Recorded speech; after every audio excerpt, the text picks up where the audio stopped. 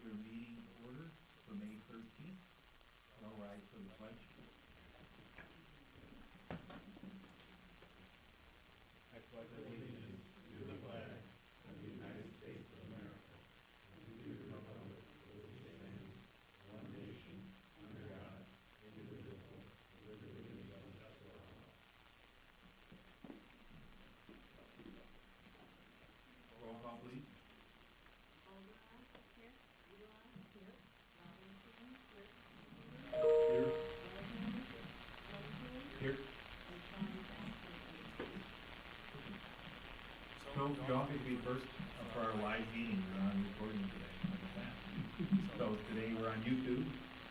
So if you are having any public comment, we actually come off the podium. If you struggle with that, let us know. We'll get the mic to you. And then also if you have a hard with hearing, if we're not loud enough, let us know. We'll try and help you the mic. But there's also some hearing aids over here if you need those. And I want to welcome all the students today as well.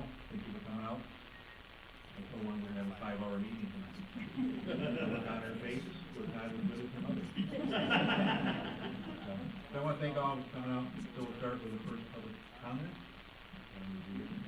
Any person shall be permitted to address this meeting of the Board of Trustees, which is required to be open to the public. Under the provisions of the Michigan Open Meetings Act as amended, public comment shall be carried out in accordance with the following. Any person wishing to address the board shall speak in one address. No person shall be allowed to speak more than once on the same matter, exceeding the time needed to answer questions. The chairperson shall control the amount of time each person shall be allowed to speak, which shall not exceed 3 minutes. The chairperson may extend the amount of time each person is allowed to speak. If a group wishes to address the board, the chairperson may require the group to designate a spokesperson. The Township Board does not respond to comments other than questions by the trustees or to make the necessary clarification. Silence or non-response from the board should not be interpreted as disinterest or disagreement by the board. All right, please comment.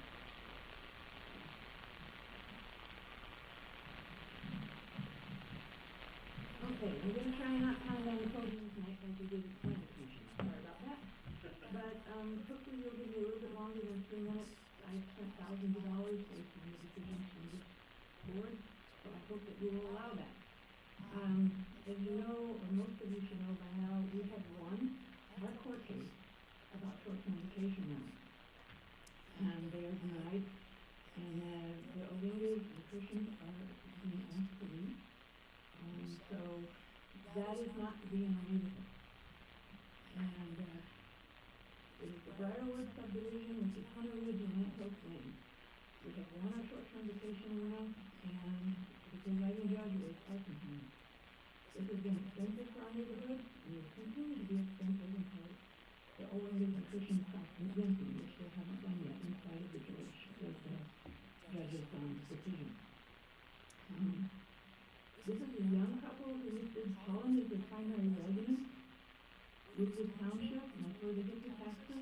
They pay the taxes, and yet when we tried to serve them with the summons, they did not answer, and the guy went with the summons based on another short-term vacation rental. I believe the place, and I'm not 100% on this, that they actually found him due to a new vehicle registration. It was registered to Whitehall, and which they said they were saying it was wrong. So, there's some question marks about what kind of people do we want to have as licensed for short-term vacation rentals? People you can find, or people who actually live here in our township, or live here in Grand Rapids County. Before the case was finished, of course, there was another individual who bought a property in our neighborhood. He was not planning on moving into it. For a neighbor who asked him, and then asked what he was going to do, he refused to answer. On investigation of that individual, he ended doing short-term vacation rental. That's what he was planning. We couldn't even get to one court case before having to defend our neighborhood again, because the deed restrictions are not upheld by this township. And I really want to change your mind on that one. Many of the communities have capped or totally banned short-term vacation rentals due to the effect that they have on the functioning of the neighborhood. Our neighborhood has had a significant decline in bus stops, almost to the point of totally shutting down. Pat who sits on that corner says we only have one seat using that bus stop now, and it's only on a rare occasion. And that's it. It used to be a youth bus stop.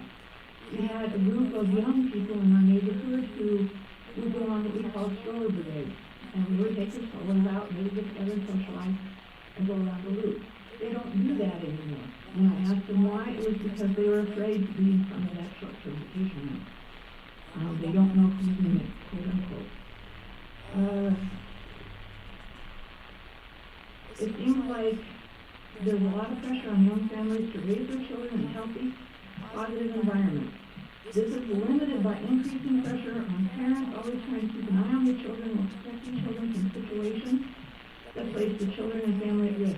How much pressure can you place on parents before it has a negative impact on families?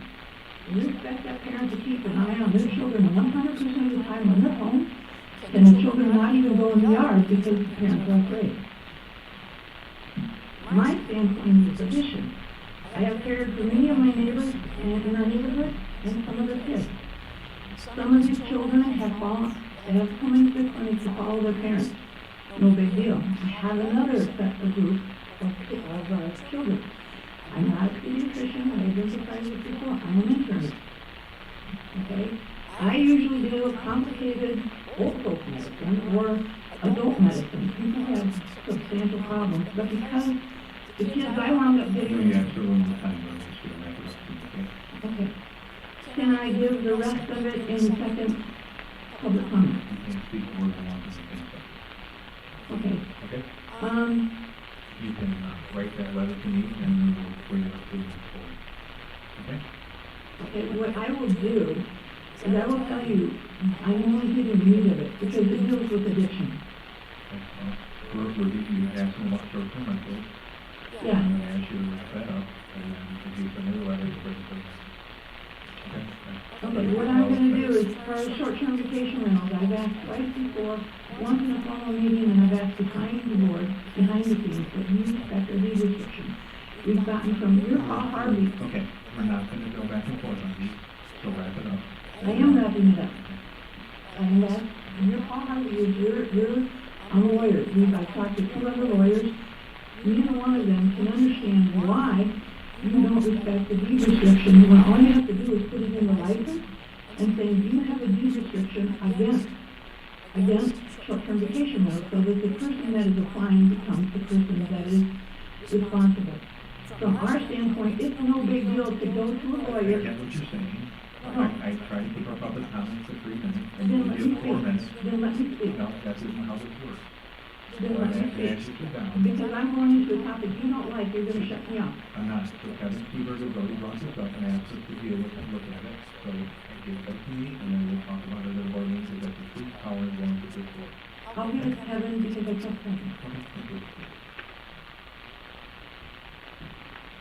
Again, I would say, I have $1,000. The next step, if you want to, is to see the township, this is another one that is on the neighborhood. Next public comment, please.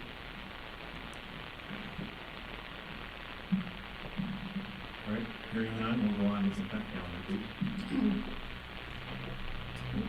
Tonight, the consent calendar consists of the township board meeting minutes of April 8, 2025, the treasurer's report revised 12/24 through 2/25, treasurer's quarterly investment report March 25, treasurer's report 3/31/25, planner's report April 25, zoning permit with April 2025, zoning report April 2025, enforcement officer report April 2025, park department report April 2025, check register of April 2025, Franklin County Road Commission April 2025, Franklin County Sheriff's report April 2025, emergency services station April 25, and charter communications correspondence.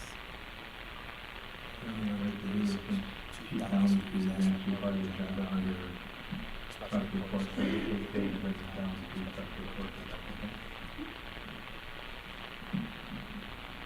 If I get a motion to approve the consent calendar, is that change?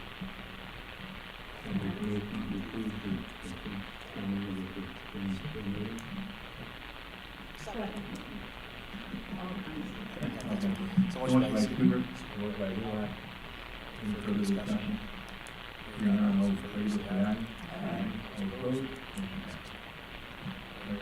Approve or amend the agenda. The only amendment I have was that I would say we put emergency services under special report, which is number 3, and then remove under new business the fire and asphalt number 2.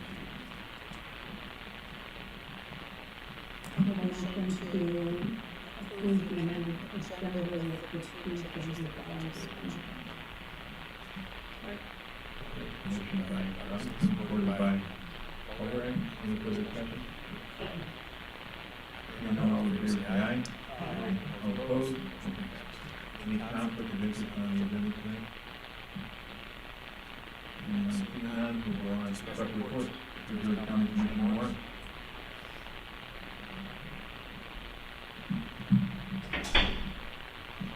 Okay, so I'm gonna go ahead and get this out of the way because, yes, okay.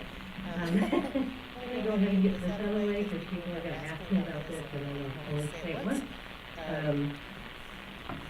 have a degenerative disc disease, it's hereditary and it's caught up with me. Good genes, woo-hoo, all right. So moving on. So since the last time I spoke, before the board, we divested of 2 lawsuits. One was settled and the other one was thrown out.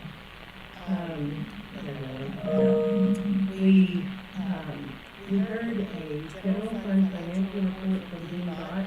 If anybody's ever met Dean, he has a way of laying financial things out, so even I can understand him. And we have a treasurer in Mr. Bott, so we took a look at our financial report and how our money's being spent. We heard an update on animal control regarding their services and limitations. And I know a lot of people have questions about animal control. What can they do? What can't they do? One of the things that they cannot do is address cruelty and neglect other than what's addressed in state law. So in order to do that, they have to get law enforcement involved. So they also don't deal with dog bites on a premises, dogs left in hot vehicles, dogs exhibiting aggressive behavior, and they don't deal with cats, livestock, or other pets. So you may have followed on the news the story of a dog named Mighty Mac, which was taken in by animal control. After a complaint of animal cruelty, they tried for 6 months to give this dog a good life, but he was so mistreated that ultimately they had to put him to sleep, humanely euthanize the dog. And this, of course, angered all the animal lovers, so they brought this before a board as a report. And what we ultimately decided to do is form an ad hoc committee, including Scott Seifert, Mr. Walter, and myself, and with the health department and animal control. And we're going to look at what they can't do and how we can make it better so that these types of things don't happen in our community. We also appointed a jail steering committee to bring information and recommendations about the construction of the new jail. And tomorrow, we're going to have a joint session with city commissioners on the facilities master plan. We're going to tour the building and then have a discussion about all of it. So, anybody got any questions for me? Anything? You guys are like Mount Rushmore. Thank you. Appreciate what you do. Police officer. John Knight. Oh, I'm wonderful, thank you. Hi, everyone. Oh, this is very exciting to be standing at this very nice podium. 29 calls since the last meeting. That is very light because for the vast majority of this past month, I have been in training. I did 2 weeks of firearms instructor school, and I'm pleased to say that I have passed, so I'm an official firearms instructor for the department. But I do want to thank Long Lake Township and the citizens of Long Lake Township because that was 2 weeks without their wonderful community police officer that they had to bear. So I'm hoping to take the skills that I learned in the department. So I want to thank you guys as well for having patience with me. So really nothing else to report besides the speed sign has been going up in various locations. It's currently 30. In my I have added to people who please give suggestions of where they feel that the speed sign would be beneficial. And I will be increasing my basically speed enforcement now that the weather is very nice and it is I'm able to do so. So that's probably the biggest question. Oh, thank you. Thank you for bringing that up. I have done I actually completed 2 fraud presentations today for the elderly community, and we had about 40 people in each class. So hopeful that we can spread the word a little bit more and get more fraud presentations done, especially here in Long Lake Township. That would be huge.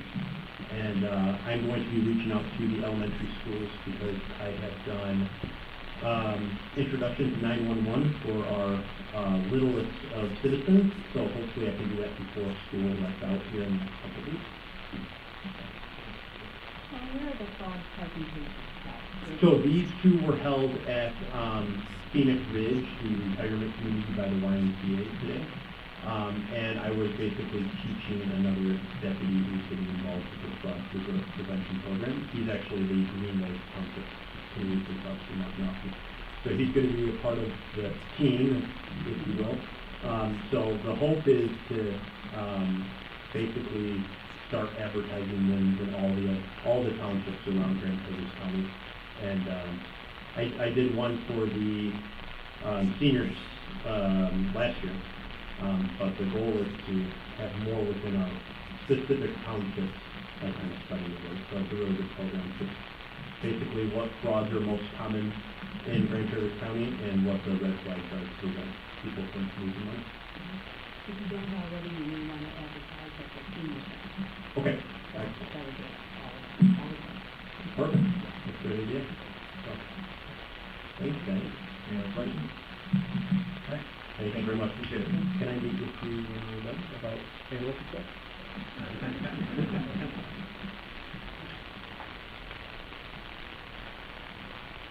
Okay, Keith. Good evening, all. How are we doing tonight? Report. We continued into the month of April this last month with our very busy fire attendance. We, I think in the last 6-7 weeks, we've done 12 fires. So we're keeping that up. Along with command staff have been involved in, I believe, every single one of those. So, and our guys with trucks and equipment. So we had a couple calls ourselves, and then obviously offered freight to the department. We met with staff from ISO. If you remember, back in 2018, we did the ISO inspection. And so if you tried to make it 5, we got 7 out of that one. So we will be able to hopefully share the results that he said might be achieved. So, behind the scenes, we said that we definitely didn't drop anything. We probably improved. But last time went the way that the grade, we just snuck into the last class last time. So we're now probably most likely be very secure in the class that we're in. But we will wait and see what the results are. We saw the picture on the front. Our staff did a excavation day back last Sunday, and it was well attended, well received, and so that way went very well. And again, another very active month. 72 calls.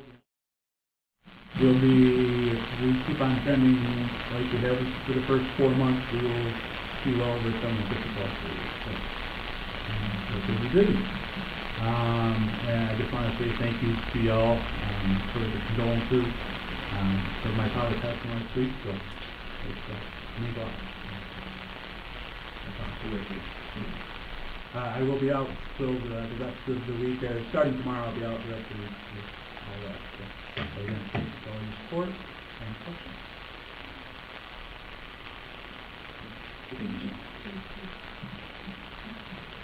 We have no pending business.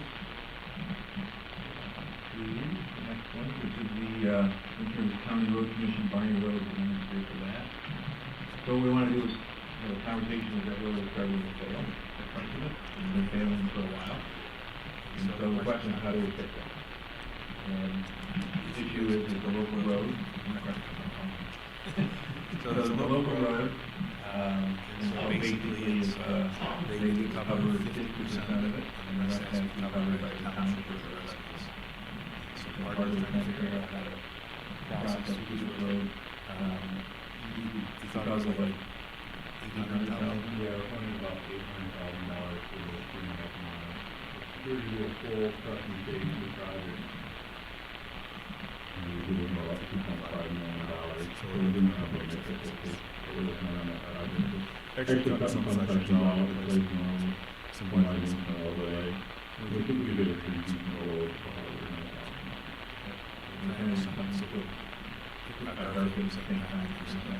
Yeah, and we're at the same time. So a couple of things we have, we have money in funds, but I just wanted to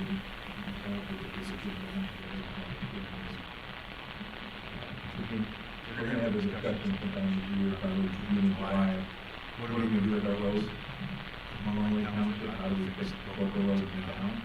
And the road commission can be done. How do we fix the rest of the roads?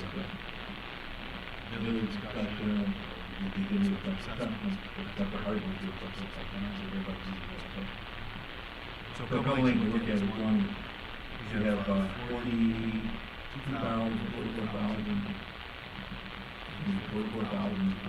left for their period, where they give up their 22,100 left over, for probably 63,200. So this is the only village for the full year ahead. Yeah, full year ahead, and then we match it for 37,600, that gives 100,000 for the 200, so that's 1,400. And our road fund balance, we can carry 263,000, so that would give us 360,000. So we're not quite there. We are in a position where we will advance that. And we do have some millage funds left that we know is taking that project. Roughly right now, I know for guaranteed $100,000 right off the top of millage funds towards that. So that would bring that 800,000 down to 700,000. Then we could go 50-50 from there. And there, I don't want to promise anything yet. I'm waiting on a couple more projects to come in. If they come in a little under, there might be a little more we could put on that towards millage. It wouldn't be a substantial amount, but you know, every little bit helps. So what do you need to know to get it done this year? If we wanted to get it done this year, we'd probably have to get moving pretty quickly in order to get it out to bid and get it on there. So, of course, if, you know, right now I guarantee that, you know, 100,000, so you'd be looking at splitting that 700,000 50-50. If you want to do the whole project, if we weren't able to allocate all of it, we could do a portion of the project this year and try to do some more next year. But the goal would be that we're doing this mix of fixes, and that the goal will be next year, and we're getting ready to do this early July. Usually we do it sometime in June. They come through and do chip seals. So there's going to kind of look a little bit like a hodgepodge situation with the road there, because you have all these different fixes. Once you come through and do the chip seal over there, you'll never be able to tell that isn't a brand new road underneath there. It'll all look the same, very uniform. So, because I know that's our struggle a little bit, is trying to figure out how do we spend that money. So, you know, we're not being like, our commissioner lives over there, as well as some of our residents live over there. How do we do that? So I guess I'm looking for some input, what the board's looking for.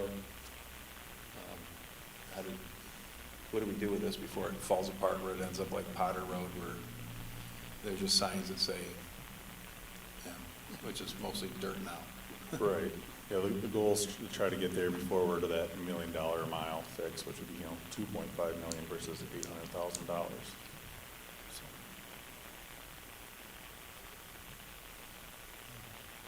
question, with the mix that you're talking about doing, the different processes, how long will that road last after you chip and seal? What do you think the life expectancy would be for the 800,000?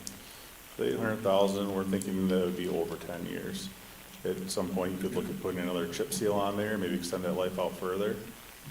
But this was something that has obviously been big in the community, so we looked at what could we do without doing the full $2.5 million fix, what would actually give us a decent road. And that's what the engineering staff came up with. And how much time do we have? If you leave it untreated, it's going to deteriorate at the point that we have a mess. So we're pretty close to that stage now.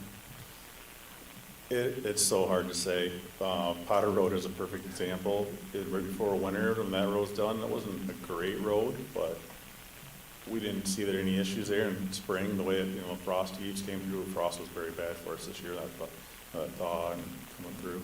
So it's really hard to tell how long it would last, but yeah, it's just going to keep deteriorating. Dan, did you say it was a project you could do in 2 years? Is that you could do half and then half later? Would that end up in the long run costing a lot more? It's probably going to end up costing a little more going that direction. Every year we see prices go up, but also what they get you is called mobilization costs. So if they come out and do one mobilization, they're going to do it for cheaper. That's why it's nice to try to partner with Garfield right now, because they're trying to do it this year too. They'd come out and be a bigger project, and overall it's going to be less for everybody. So if we do partner and actually get this in place in time with Garfield, you'd have the 100, plus we can maybe drop that 800 by a bit if we're... If some projects come in a little less, there might be another, I don't even want to put a number to it, but, let's say 25,000 to 50,000.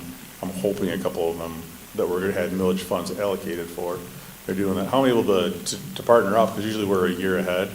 Taking a look at the need for here is looking at a few projects we have some money left over, but also not purchasing equipment this year. And take that money that we had planned for equipment purchase this year, move it to next year, and actually put this towards this road. So I know it's a pretty important one to everybody. So the full fix couldn't be done yet this year if we have the money for it? Yeah, I think we definitely want to get moving on it, because you want to get it out to bid and, get there.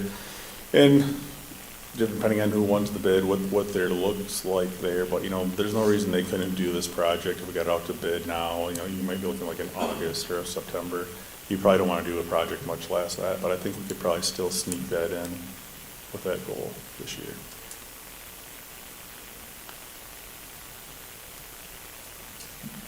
So if I'm hearing 800,000 on the sticker price now, we take 100 off from the millage, there's maybe another 50. We're down to 650 that we're trying to split. Yeah, so if we budget $100,000 a year for roads that we put in our budget, and our goal always was to put 50,000 towards a special assessment like Forest Lodge was, and 25,000 into subdivisions. But we really never come up with a complete plan on how to spend that money. But, with 260 in our fund balance for the roads, and if we use 37,600 of that towards the 63,000, the road commission, that's 100,000. Because that's their money we get to use, right, for that road, the 63. That's our portion, saying that we'll match whatever you bring to it. Is that part of your match, though? As far as, Is that part of your, if you had $600,000 to come up with, that's part of your match, is that? so if we had 600,000, you would bring 300,000, we bring 300,000. Normally we would say we only have $100,000 to match with you. But I'm saying, I think we can move some stuff around and we'll go above and beyond what we would normally be able to match with.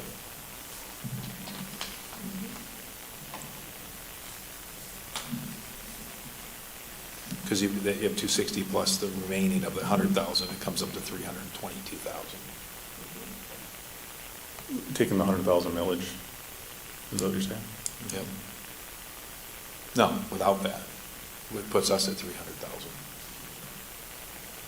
Want to make sure I understand our math. You have 63,000. So I'm at 800,000, I know I can do 100,000 millage, or it's 700,000 to split. Correct. But if you have the 63,300, which is the road money you give us, is that included in the match or over and above? Yeah, no. So normally, we would only say that what that match fund is there, is that we have $500,000 set aside, and it splits up amongst all the townships. So if everybody came to us with a project like this in 1 year, we'd be bankrupt. So we're just saying, if you come to us with a project, we're guaranteeing this dollar amount. So right now, we're saying, we're gonna only guarantee that 63,000 to match with you, that's all we could do, but we can move some funds around, so if the township wanted to bring more, we would make sure and match it with them this year. Because I'm just trying to figure out how much we have in our budgets to get together, so. Is there any questions from? I don't think any questions here. I guess I'd like to scour to see what we could do, particularly if we can tie it in with Garfield and then collectively get some savings.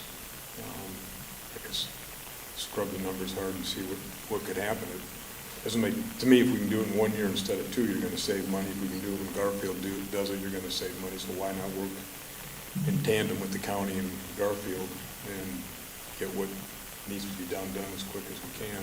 It's going to save money in the long run. And then the only other comment I have, we've had some limited talk of what we need to do for maybe a millage to otherwise take care of local roads on down in the township. This would be an example why the community would want to participate in a millage, because it's going to take care of a road like Barney. If we take care of it in advance, does that take some of the impetus away to say, you know, this is good for all? Because some of the small neighborhood roads are, I think, going to be a little bit of an issue for people to want to have a millage, but Barney Road makes sense. I think a lot of people could support. So I guess I'm just thinking big picture, how do we accomplish it with the funds to be as cost effective as we can, but also recognize we need to get this millage program put together, or can we, I don't think we can tie both together. There's not enough time to get this decision made. No, the millage discussion is going to be a few months. So if we get something together and you come back with a formal, more numbers for June, is that still enough time?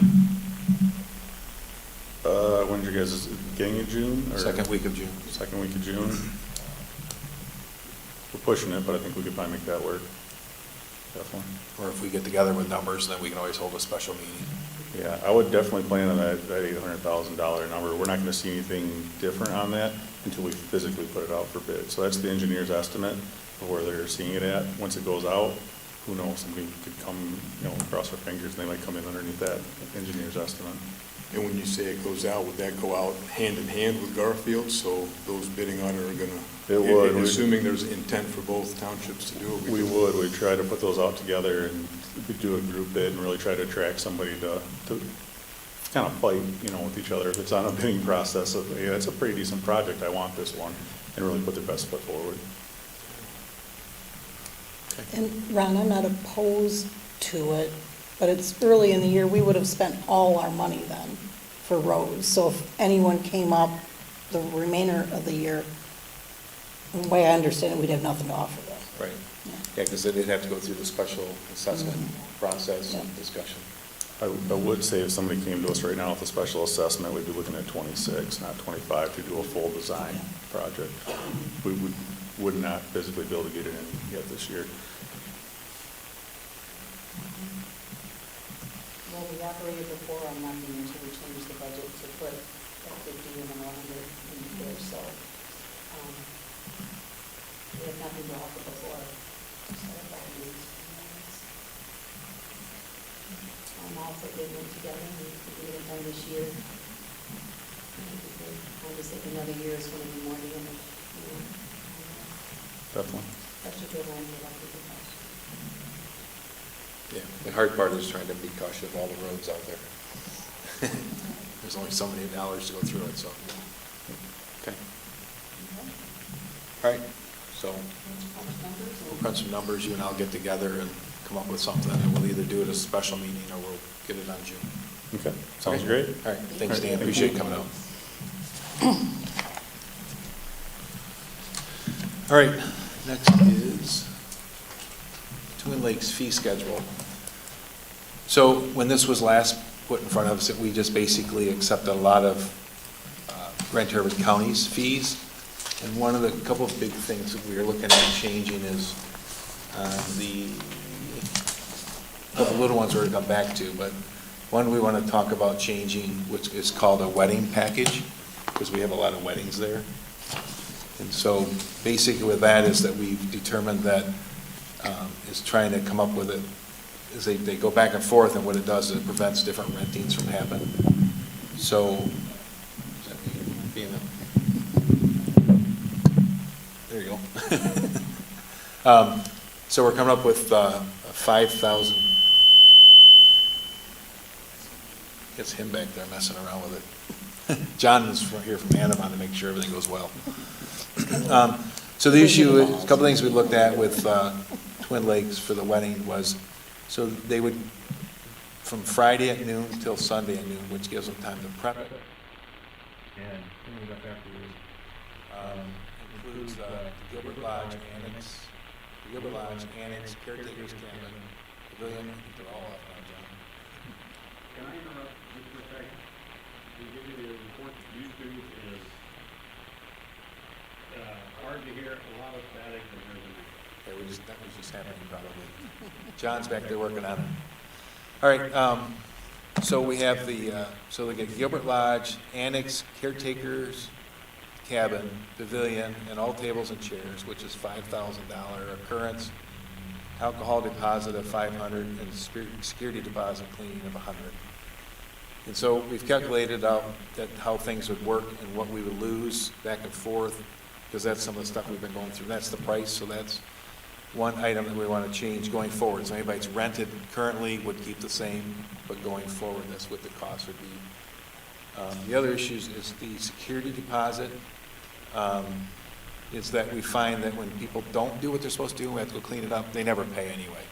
So we're going to put the fee in front, and then we'll just refund it to them when we're done, and if they've done everything well.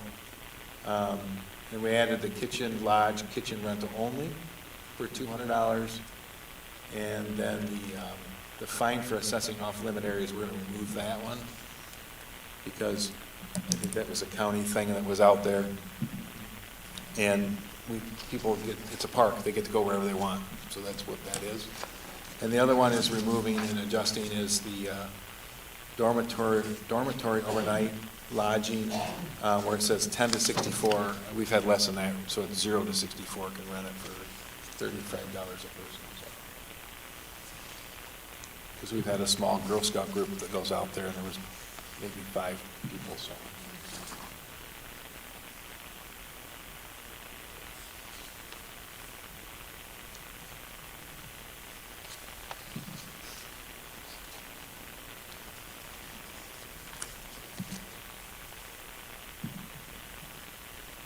And these are just things that were brought up through reservations and observations for the last year that we've noticed. So all feedback from staff to identify how best to cover it. Specifically, change to the times, rates. No, the big one is the wedding package, because it was all à la carte. And this way it gives people, they can stay in the cabin if they need to, and the caretaker's cabin, they have all the kitchen, they have all the annex that's down below, they have all that, where we just block the whole thing off.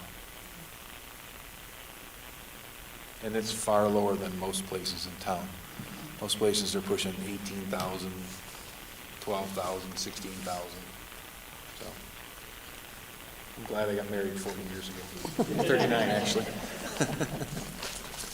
We don't get involved with alcohol. What's the alcohol deposit or the purpose of? So we allow alcohol there, and so that's a deposit in case there's any issues. And then they also have to have additional name insured on their homeowner's insurance, which they all do. They've all been very good about it. So if no mishaps, we just give them the money back. Sean hasn't called me about having to go down there for any. I'll make a motion to approve the new pricing schedule for Twin Lakes Park. I'll second. All right, motion by Robinson, second by Siebert. Any further discussion? Hearing none, all those in favor say aye. Aye. All those opposed, motion passes. All right, we go down to the boat launch fees. So I spent some time over the last few months talking to different people, talking to different townships, talking to DNR, and talking to our fishing group that was here. Tim and I spent time talking. And what I'm proposing is a $5 launch fee and a $45 recreational pass from Long Lake Association. Long Lake Association is going to come up with 2 different stickers. So they'll have it'll be a green one that people can have. They stick on their car or boat or truck, wherever they want to stick it. And then basically why we're charging fees, I also talked to Whitewater Township as well, which is more, but they actually have an attendant on that runs around giving tickets. And so it basically cover the cost of boat launch attendant, Grand Traverse County Sheriff deputies. On the weekends during Memorial Weekend, Labor Day weekend, ongoing facility maintenance of the launches, parking lot, porta-johns, boat wash stations, because those will be in probably this year and first of next year for the other lot, for Gilbert, and then invasive species treatment and education. So I talked to Tim at the other day, and he was good with it. And so I want to make sure that that's where we're at to move that forward. And they agree with it. They figure $5 is a fair fee, and it helps take care and maintain our launches in our lake. And that'll be collected. The goal is to put a post at both Gilbert and Crescent Shores, and people put the money in it. And then if they want the $45 season pass, that'll come from Long Lake Association, and we'll work on a link process for that one, that they'll be able to go to their website. We met with them this morning, briefly talked about it. Chris will be the treasurer, so we'll go through that process to put all that together, and that's how we'll take care of it. And so it's either or, pay $5 per time, or buy the fee, Yep. or buy the pass. They could put $45 in the one-time fee in the tube. Yes. I know I'm allowed, I don't normally do this, but you're part of it.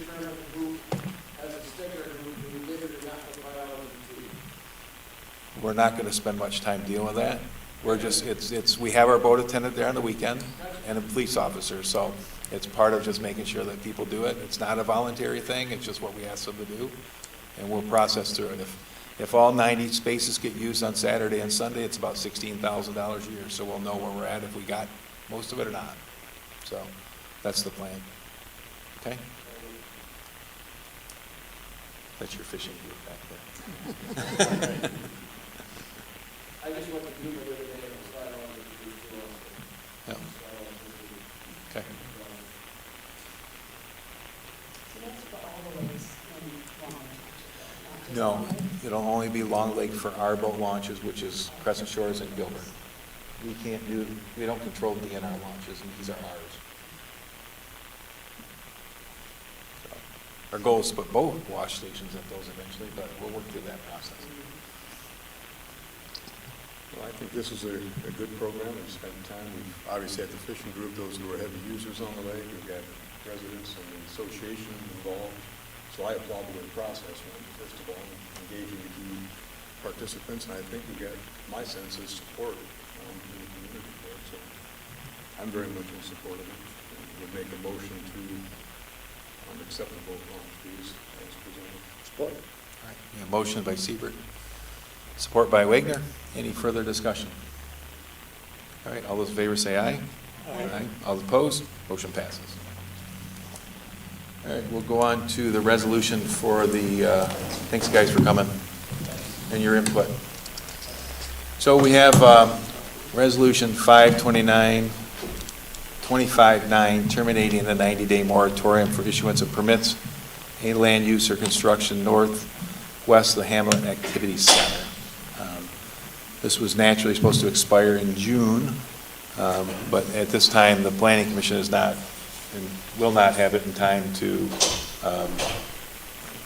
their activity center discussion, and so it doesn't make sense to keep it going, because whether it drops off or we remove it, it's going to be the same result.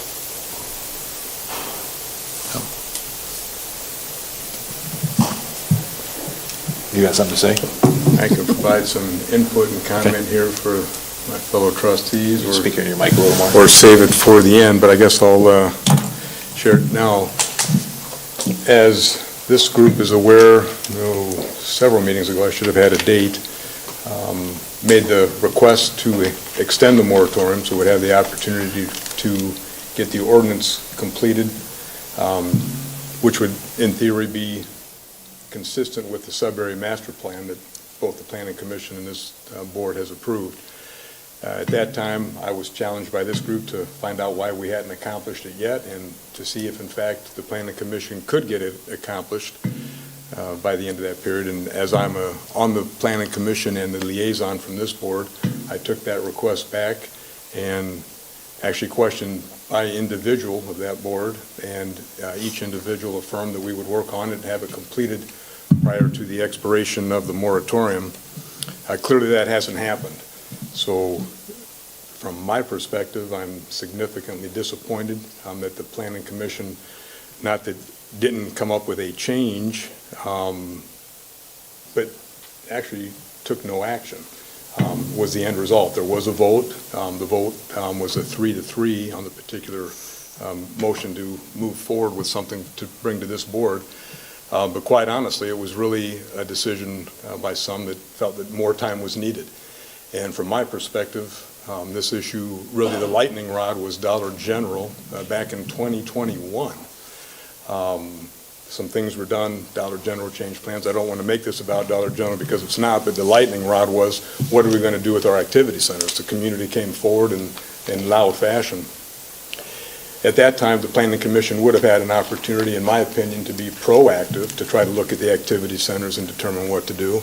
And quite honestly, nothing happened with the Planning Commission during that window. Fast forward to a little over a year ago, Dollar General was completed, the community was up in arms again, and there was a determination to do something with the activity centers. Community worked on it, community members worked on it, Planning Commission worked on it. We hired resources external to our township from Networks Northwest to work on it. Needless to say, a lot of time, energy, money was spent to try to come up with a solution for the activity centers in terms of what the community wanted to see going forward. And in my opinion, to take a year, realizing government works slow and I'm kind of new on this side, but over a year to work through that process is just, in my opinion, unacceptable. And to come back at the final meeting and say, we committed to get something done, but we aren't going to get anything done, let's take more time and push this forward, I think is a problem. So with that, I guess I would kind of just recap. In my opinion, the Planning Commission is struggling to perform its role. I shared this previously.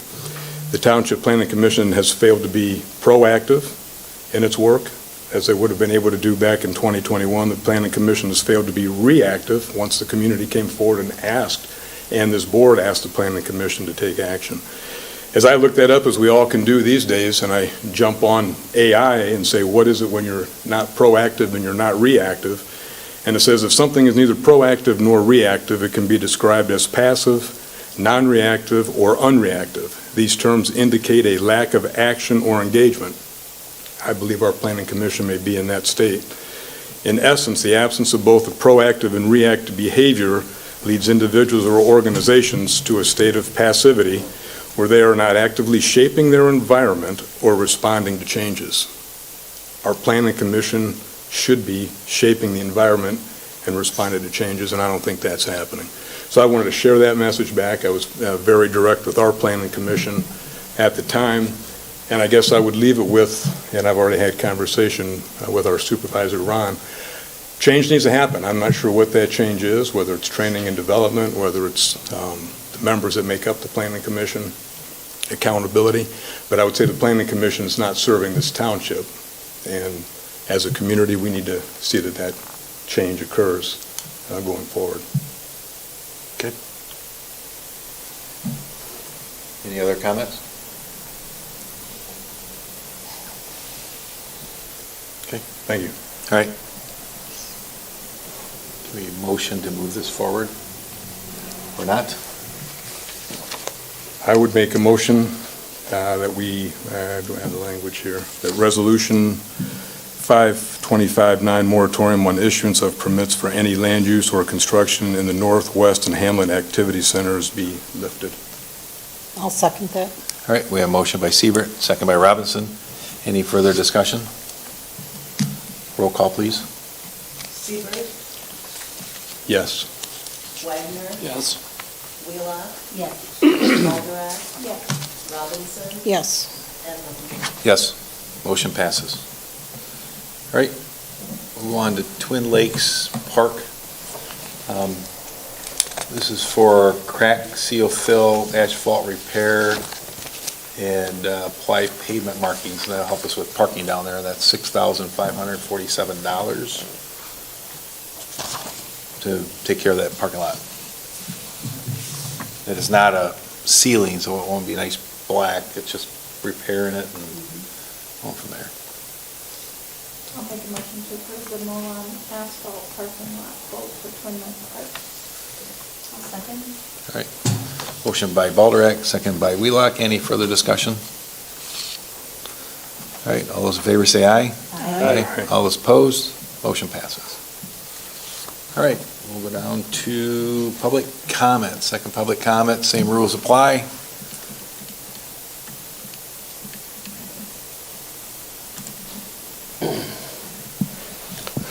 Lloyd Morris, 8178 Barney Road. I'm here representing the grumpy old men who can't hear well. I want to thank the township for this beautiful Lloyd Morris meeting room, as it's been referred to. It is better, much better than the old meeting room as far as hearing. Greatly better than Gilbert Lodge as far as hearing. But you need practice. Rhonda gets an A+ for her mic use. Ron, you get a B. Kevin, you get a C, and the rest of you get Ds. One thing you got to remember, when you turn like this to talk, you're looking at one of your fellow commissioners, you're not talking into the mic. We'll get the ones on our collar next. Yeah, you need lavaliers, you know. Then all little snide remarks get hurt too. But I do appreciate it. This is a beautiful room, and I thank you for caring about us hard of hearing. Thank you, Lloyd. And yes, fix Barney Road. Good evening. Dennis Wyan, 2932 Crescent Shores Drive. This is an opinion, and it's not meant to be an argument with Kevin. Kevin does a great job. I joined the Plan Commission late 2019, I believe it was, just before COVID hit. In that time, we were working hard on the master plan. It had been delayed and delayed. During that time, the work that we've done, most of it, has been under moratoriums. And in my opinion, it put things aside that we should have been working on. There were a number of things, a road safety assessment, that stopped people potentially from selling property. One was the Dollar General. Literally, it kicked that one down the road, is what happened. Then we had another one with the lake alterations, shoreline alterations. They had us in meetings. We spent a lot of money going through all this stuff, spent the whole summer, and that took up a lot of time, got us away from that. And then more recently was the activity centers.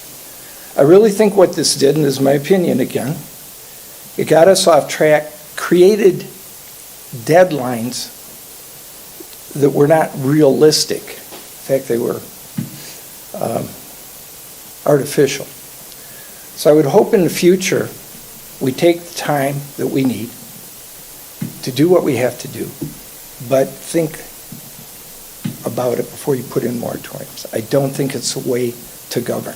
I really don't. Thank you. All right, thank you, Dennis. Any other public comment?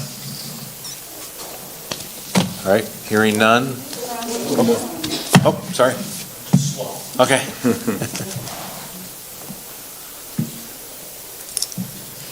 I'm Jeff Westcott, 3276 Hunters Ridge Drive in Briarwood neighborhood subdivision. And I just wanted to bring to the attention of the board ramifications of something that the board did that fell in conflict with the covenants in our neighborhood, to wit, covenants that forbade short-term rentals.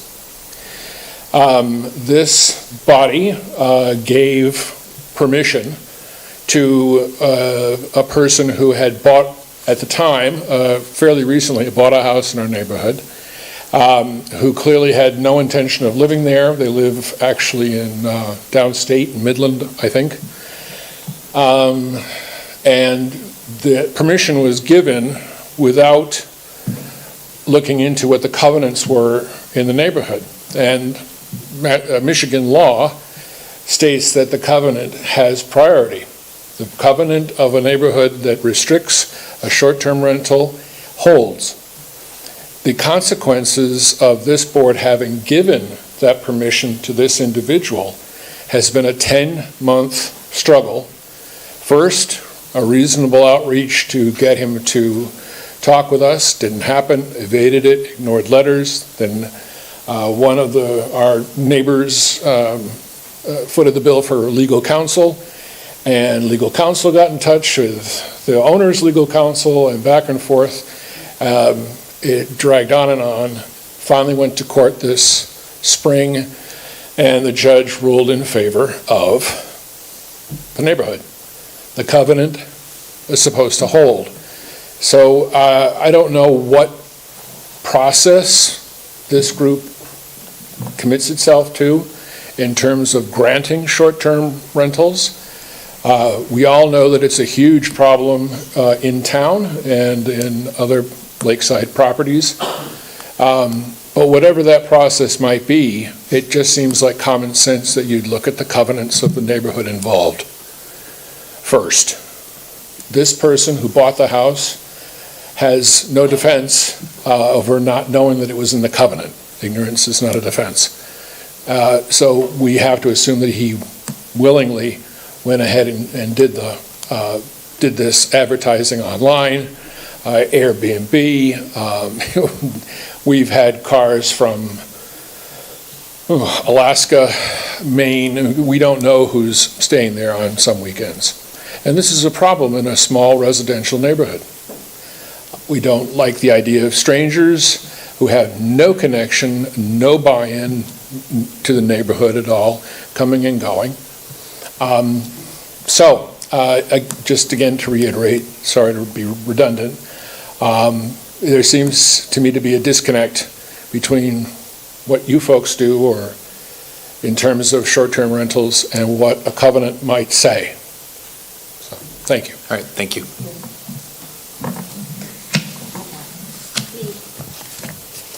Chris Crew, 3016 Collier Road.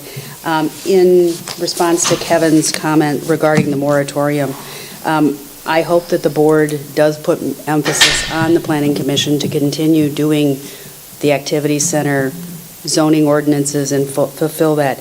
Ron, you had actually on May 12th of 2024 in the meeting had explained that the moratorium was community requested and believed it was important step in order for the steering committee to be able to work with Networks Northwest and determine what the activity centers look like. That was in the meeting minutes.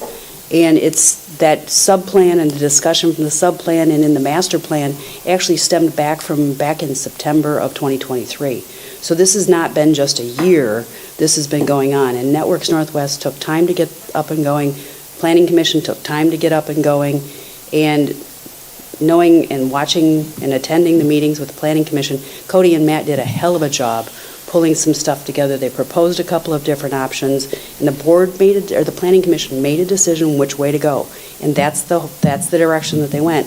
And to come out of it at the end with everybody having participated, some people having said, I didn't even read this before I showed up at the meeting, was a little embarrassing to hear, because I personally attend the meetings and I read all of your agendas and packets, and I know some other people do. And so to hear that was very disappointing, to hear how little prepared we were, and the fact that it had gotten that far down. You had attorneys involved, you had Networks Northwest involved, you had so much time of Cody's and Matt's involved, and to have it fall flat was very, very disappointing for a lot of people. So I encourage you guys to put the pressure on the Planning Commission to, in fact, get the zoning ordinances in place. Thanks. Thank you. Any more? All right, hearing none, we'll go on to budget status. Our monthly moving of the money to pay the remodel bills. Hopefully we only have a couple more left.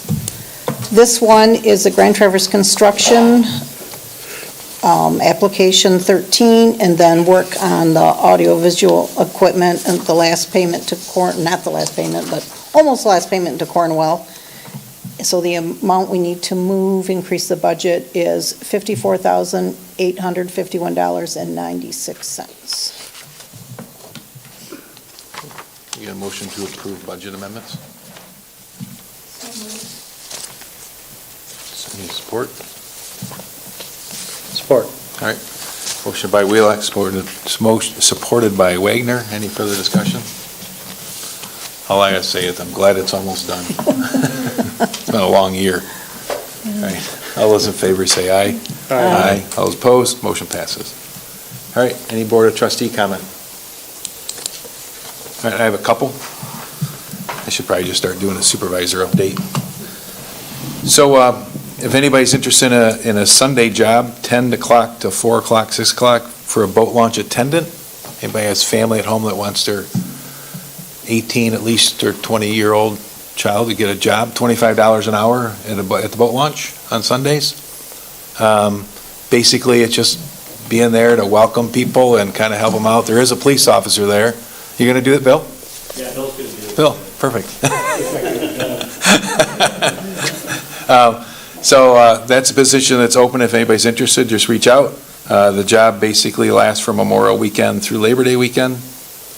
Our memorial service in remembrance of all the veterans that are buried at our Linwood Cemetery is Friday, May 23rd, starting at noon, and there's a potluck afterwards. About 120 people show up, 130 people. The fire staff and emergency services, they cook all the hot dogs, so thank you for doing that again. Twin Lakes update, the trailer underneath the pavilion's been moved out, so that one at a couple prices, one for $9,000 to crush it in shape, or $2,800 and they haul it away. So I chose the $2,800 to haul it away, and now we'll have a pavilion, and it'll give some place when there's a soccer camp coming up, they'll give them some place to get out of the sun if they need to, as a pavilion back there.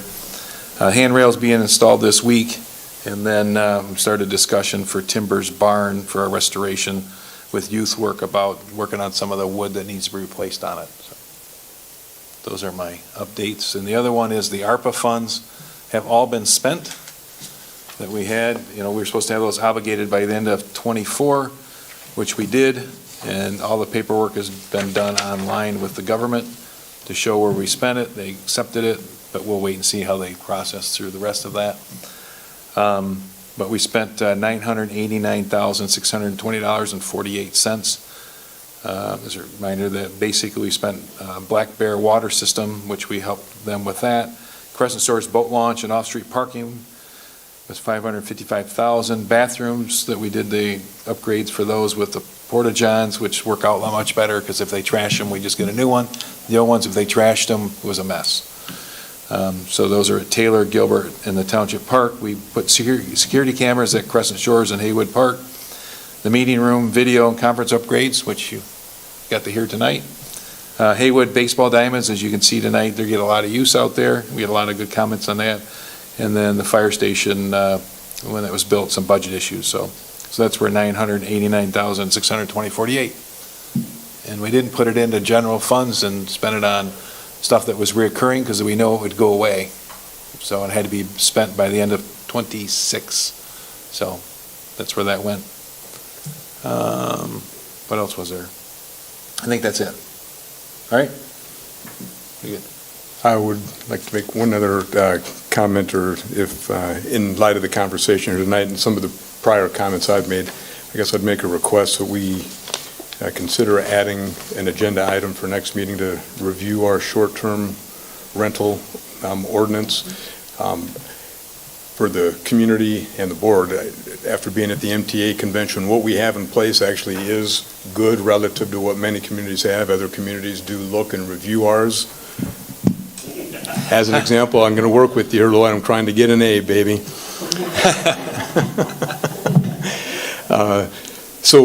With that, I think there's opportunity. We have had our legal counsel come forward. There's some language that could or should be considered within our current ordinance, some things that might tie into our normal ordinance, some language that might be appropriate to put on our application from comments from him. I think we could look at things like caps. And, it's been a year. I mean, there's been changes. There's been changes in state law. I think it'd be appropriate to do a review and at least see what things we may or may not want to tweak, including looking at implications where there's deed restrictions or HOA implications, and see what's available. To at least address, and to me, it's appropriate, as significant as this item is and how important it is to the community to continue tweaking it until we get it right, fully right. Not that we've done anything wrong, but things are changing around it too, so. Right, yeah, because the state classified short-term rentals as commercial. Correct. Activity, and that's if they're not banning short-term rentals, they're banning commercial activity. So we'll have that discussion. We can talk about that next month. Very good, thank you. All right. Did I do better, Lloyd? All right, anything else? Then we will adjourn at 7:06.